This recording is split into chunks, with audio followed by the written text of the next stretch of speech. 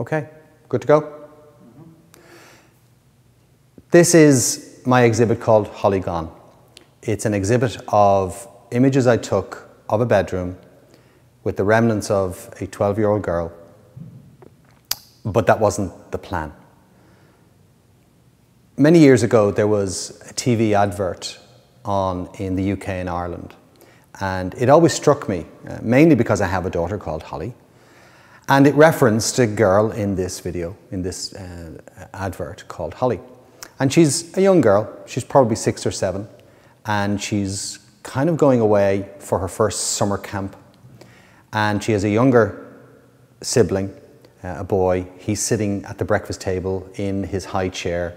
So he's a year, he's 14 months, something like that. And she goes off in her gear, and mom is holding back the tears, but she's soldiering on. And then it cuts to the young boy, and he says, "Holly gone." And I always remember that. So fast forward a few years later. I've separated and divorced from my wife. It's not going well. She has promised never to do what was done to me by my first wife, which was that I was removed from my 2 girls, who I was very close to and wanted to be a part of their life. But my first wife, felt this was going to be a power game, and she wanted to win this game, and she never loses. So she won, despite court orders, despite my desired wish to give her everything, literally, house, car, paintings, so that I could have access to the kids. But once I lost the power, I then lost the power to see the kids. And even my family were rowing in to support my ex-wife. So it was quite a difficult time.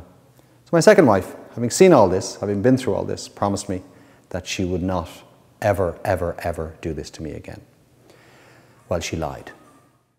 But up to that point, Holly and I had been doing really quite well. We had been talking for quite a few months about what her room would look like in my house. And the only thing I said no to was she wanted black painted walls. And I think maybe if I'd owned the house, I might have said yes, but this was a house I was going to leave at some point, and the thoughts of getting back in and repainting, because I'm sure a landlord would not appreciate black walls. But pretty much you got everything else. We would visit furniture stores and the usual stuff. This isn't anything different. I think this is what normal parenting is all about, that it's a way of making connections to your children. But it was also a way of trying to create a new future as well. She was 12. I had been with her all of that time. I'd worked from home for much of that time. So I was there very much as the first parent for quite a bit. And this was all about just producing a new life, creating a new life, endorsing, enforcing, resourcing, whatever you need to do that, to make that happen. And this just seemed to be driving my ex-wife bananas. I'm not sure. Very simple dialogue. All men are bastards, really. And quite often it doesn't take very much for everybody to believe that, because that's the kind of dialogue. If you look at some of the adverts on TV, men are really not allowed to be caregivers. They're not allowed to be those who would wash the laundry, do the laundry. You know, they're ridiculously stupid at that. And there's always a regular joke about those things. So there's kind of a subtext here of men and child rearing just don't go together. So it can be quite easy to separate that in the mind's eye. As I said, even my family, first time around, found that easy to do, even though I was their brother, their son, and the one who had been with them for many years, but simple dialogue. So we choose this place, we create this place. I even wrote a poem about part of that process, kind of a few months beforehand. So we create the space. Holly sleeps in that on a regular basis, no main issues. And then one night, the mom just decides this ain't going to continue anymore.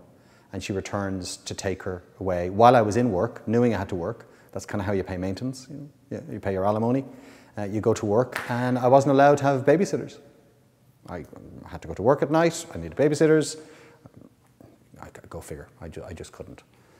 So Holly was gone, and the room was left. And I just couldn't touch that room. I couldn't go near it. It was like a mausoleum. I'd kind of peep in every now and then. And then I get this idea that maybe I should document it. My own background is very much in a personal project response to photography, which is creating a story, really. I'm a storyteller. I do use words to do that, but I've done so in visuals over many, many years. So it seemed sensed for me to do that. And that was there, the idea was there, and it kind of lay there. It lay there for another 14 months. That room stayed as it was for 14 months. I didn't touch it, I couldn't touch it. And then, of course, as time goes, you know, time is a great healer and all of that, and that is true, of course. The vestiges are left, I think, but you do move on, you have to. And then I thought, well, okay, if I'm going to do this, and I want to do this, how can I make this different? How can I make it special? And I suppose a coping mechanism I've developed over the years, and my time in Hutchinson, Kansas is hugely part of coming back to those touchstones, is to find a time and a place that was happier. Find a time and a place that you were more content. Find a time and a place that maybe you had more control. Who knows? The psychologists among us can maybe figure that out. But essentially what I wanted was, I wanted to do this on film. Then I decided, wouldn't it be neat? And I had just purchased a used camera, film camera, that was very similar to the one my mother had given me for my 21st birthday. Long since gone, but now I had this used second-hand one. So I decided I would use that. And I had also developed during my time as a film photographer, because my training is very much in the days of film, had my own darkroom. And I'm always trying to push boundaries. I'm always trying to make things that are the same, different. And sometimes it doesn't require a huge amount to do that. And I was very much taken with a technique and developed my own response to it in film called push processing. And that's where you shoot the film at a much higher ASA, as it was, ISO. So 400 ASA film, which would be very grainy, shot at 1600 ISO ASA, makes it even more grainy. But you have to compensate by developing it for longer. The result is that you get this gorgeous grain structure, a structure that I find actually beautiful. I always have. I miss that in digital. I don't like the filters that are applied because they're applied randomly. It isn't the same as the actual grain structure, the silver halides that are in negative film and on paper itself. And there's just a difference. And I think people who love film will kind of understand what I mean by that. It's really very, very hard to document that and tie it down. It's a feel. And that's what I wanted for this project. I wanted a feel. And that feel was going to be black and white. It was going to be high grain. It was going to be shallow depth of field. It was going to be 50mm 1.8. The kind of camera that I had, the kind of setting that I had, but couldn't manipulate it anywhere near as effectively as that back in my days of film. So that's really what I did. I went into the room. I started shooting. Very simple. I was not going to shoot the whole room. It's a very small room. It was kind of 10 feet by 8 feet, I'd say, if that. We call it a box room back home. It'll fit a single bed and a wardrobe and a desk and so on. So I just went about photographing the elements, but making them graphic, making them not quite, what would you say, kind of abstracts. They're not abstracts as such, but elements in them are abstract. And that's the shallow depth of field. That's going in close to the objects to shoot them. And I just did that, and it was 20 minutes. It was 20 minutes, that's all it took. And then I emptied the room. I got the film back. There were some issues. I didn't develop it. I had to get somebody else to develop it, and I fixed that in the software. And the result was this exhibition that you see. And that is something that I'm hugely pleased with. I see beauty in those images, and that beauty is very much a beauty for me that is salving. It's a beauty that kind of fixes things a little bit. And I'm very pleased and thrilled that that has happened. But the exhibit itself was never meant to be. As a project, I've shown students how this works. I've shown them that to be consistent, logistically, you don't need to go very far. You don't need to go to another country. You don't need to even go outside your door. In this case, I go into a bedroom, and in 20 minutes, I create 37 images that I'm very much in love with. So that was it. They were going to just sit there. They've never been printed. There was never a intention of being printed. So I'm over here in Kansas, and I'm giving a workshop. I've talked to a friend of mine who's going to help me give a writing workshop. A workshop for photographers and project descriptions, artist statements, all of that. And then another friend comes in with some film cameras to show and to loan to me to use. And I just get this idea that for that workshop, it would be neat to have these images printed and on display, and with a project statement, a project description, I should say, and an artist statement that goes with those, so that attendees at the workshop could just see it. And then it just started blossoming, because every time I asked somebody, could I do something here, they were just saying yes. They were just saying yes. So I got these images printed, got them printed really quickly, hung them on the wall, had a little mini exhibition, and out of that comes an idea. And the idea is, why not make this a bigger exhibition? Rather than this little thing that's meant to be an adjunct to a workshop, why not make it a big exhibition? And why not recreate the bed? Why not recreate the bedroom within that? And I never even thought of that. It never came. I'm not that kind of artist, I didn't think. I'm not a performance artist. I'm not an installation artist. I deal in 2 dimensions. Well, I deal in 3 dimensions, but I capture it in 2 dimensions. So that's what this is going to be about. This is a journey. It's not finished yet. It's going to result in some really, really interesting space. Anybody I've mentioned to is saying, wow. Even people who are not connected with photography or not connected with art, they seem to be able to connect with this. And that brings it full circle. I think this exhibit allows people to project themselves onto this. Project their own memories, their own thoughts. There's a purse that's hanging off a door here. And the amount of women have come to me and said, oh, I had a purse like that. I hang my purse like that. I've got 3 currently hanging on my door right now. I think men will be able to project onto this their own experiences, because Holly doesn't appear here.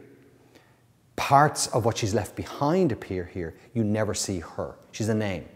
Now, I didn't plan it that way, and it turns out that that seems to be an easier way for people to project themselves, because these aren't snapshots. These aren't family memories as such of people laughing around a barbecue and having a good time at the backyard. So that's really exciting for me. It's hugely exciting. It's a brand new area for me to go into. It's very much encouraged and supported by the people I know here, by this place, by this space. Which, funny enough, others from here who've moved away say that they are conflicted with. But then I'm conflicted with my own place, my own home. So I kind of get that. And I think you need to leave to find. And of course you need to leave to come back. And this is the place I keep coming back to. And it's because of these responses, this support that I get, this constant yes that I get. I get no the odd time. Okay, well, I'll be honest. But you know, when we're talking about collaborative ideas, there's so many people here who are willing to just jump in on that and say, yes, yes, I want a piece of that. I want to be part of that. And that's very invigorating. So a project that comes out of pain, a project that comes out of loss, a project that comes out of a sense of it'll never be the same again, has had so many positive outcomes to it. And I suppose that's what art's about. Art is about putting it out there. It's not just about pretty pictures. And that's fine when it is that for people. But it's much, much more than that. And I think this is an example of what that can be. A very simple, small space. It does mean putting your heart out there. It does mean saying these things that people say, oh, aren't you brave? No, not really. It's what's in front of my lens. It's what's going on inside my head. I'm not in Afghanistan. I don't have grenades being lobbed at me. That's brave. This kind of stuff is not brave. I'm not going to die. I'm not going to be arrested. I'm not going to be deported. It's just me saying, this is it. And I think that many people can do something very similar. They can probably do so now. They can probably go into their bathroom. They can probably go into a bedroom. They can go into their kitchen. And they can create projects like this. Because the threshold on the skill level, the threshold on the equipment level is very, very low. It's very, very low. You can do it on a phone. You know, you really can. And then over time, you may develop kind of techniques and ideas. Ooh, the phone doesn't do this. Do I need a point and shoot? Oh, the point and shoot doesn't do this. Do I need an SLR? And that's the growth that goes on. But you have to start. You have to start. And the Holly Gone, as a title, has a permanence, an end. But in actual fact, it has turned out to be the start. I'm not finished. The people that love me and love what I do are not finished with me. They're not finished helping me. They're not finished supporting me and cajoling me and encouraging me and dropping in new ideas. And you know what? That's what art's about. That's why I'm here. That's why this exhibition will be here, so that I can share that with these people.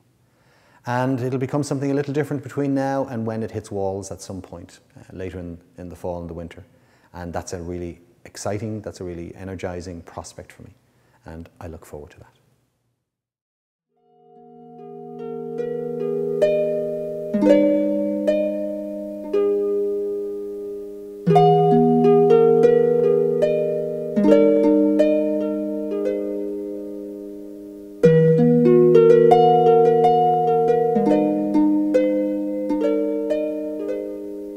Thank you.